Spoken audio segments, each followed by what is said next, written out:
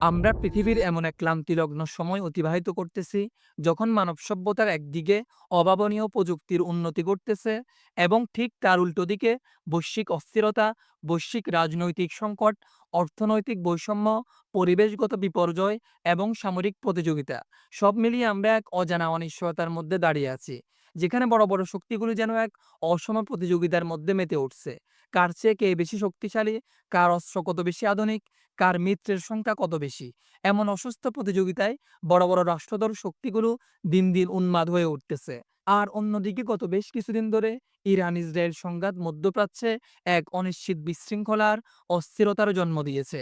যদিও অনেক বিশ্লেষকদের মতে এই সংঘাত নাকি তৃতীয় বিশ্বযুদ্ধের দ্বার উন্মোচন করতে পারে। তো অবাক করার মতো বিষয় হচ্ছে, বিশ্বের যেই সকল মডেলরা এতদিন পর্যন্ত আমাদেরকে শান্তির বার্তা দিয়ে আসতেছে এবং যুদ্ধবন্ধের বস্তা বসা থিওরি দিয়ে আসতেছে, তারাই নাকি ইরানিতে সংঘাত থেকে নিজেদেরকে বাঁচানোর জন্য এখন থেকে সর্বাত্মক প্রস্তুতি নিয়ে রাখতেছে।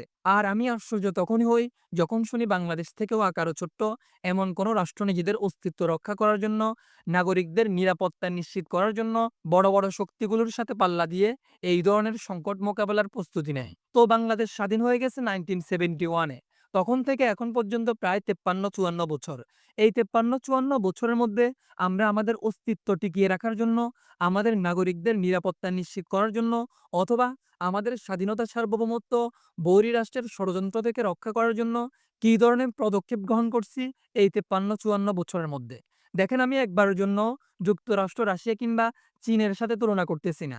আমি শুধু আপনাদেরকে ফ্যাক্টটা বলতেছি।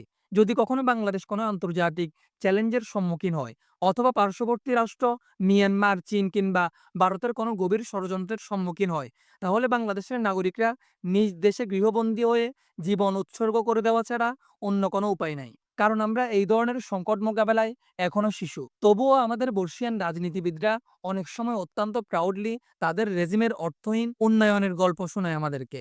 আদৌ যে উন্নয়ন বাংলাদেশের অস্তিত্ব রক্ষা করার ক্ষেত্রে কোনো কাজে আসবে না। আদৌ যে উন্নয়ন বাংলাদেশের নাগরিকদের নিরাপত্তা নিশ্চিত করার ক্ষেত্রে কোনো কাজে আসবে না। অতঃপর সেই উন্নয়নের গল্পই আমরা 53-54 বছর ধরে শুনে আসতেছি। তো আমাদের আছে কি? যদি কথার ছলে বলতে হয়, তাহলে আমি এইভাবে বলব। হয়তো আমাদের যুক্তরাষ্ট্র, রাশিয়া কিংবা চীনের মতো কোনো দূরপাল্লার ব্যালিস্টিক মিসাইল নাই থাকতে পারে। হয়তোবা অ্যাডভান্স লেভেলের কোনো এয়ার ডিফেন্স নাই থাকতে পারে। কিন্তু আমাদের আছে চেতনা, আমাদের আছে একাত্তর, আমাদের আছে ২৪, আমাদের আছে সভাপতি এবং আমাদের আছে সহসভাপতি। Just kidding.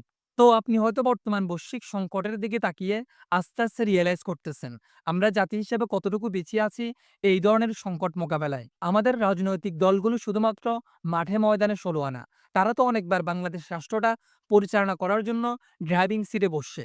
কই তারা তো 53-54 বছরের মধ্যেও বাংলাদেশের নাগরিকদের নিরাপত্তা নিশ্চিত করতে পারে নাই এবং বৈরী রাষ্ট্রের শত্রুতা থেকে বাংলাদেশের স্বাধীনতা সার্বভৌমত্ব রক্ষা করার জন্য এখন পর্যন্ত কোনো অর্থবহ কার্য সম্পাদন করতে পারে নাই। দেখেন, আপনি বর্তমান ইরান-ইসরায়েল সংঘাতের দিকে তাকিয়ে একটা জিনিস রিয়ালাইজ করতে পারতেছেন। সেটা হচ্ছে ইরান যেভাবে ইসরায়েল আর যুক্তরাষ্ট্রের এগেইনস্টে চোখে চোখ রেখে লড়াই করতেছে, সেটা কিন্তু অভাবনীয়।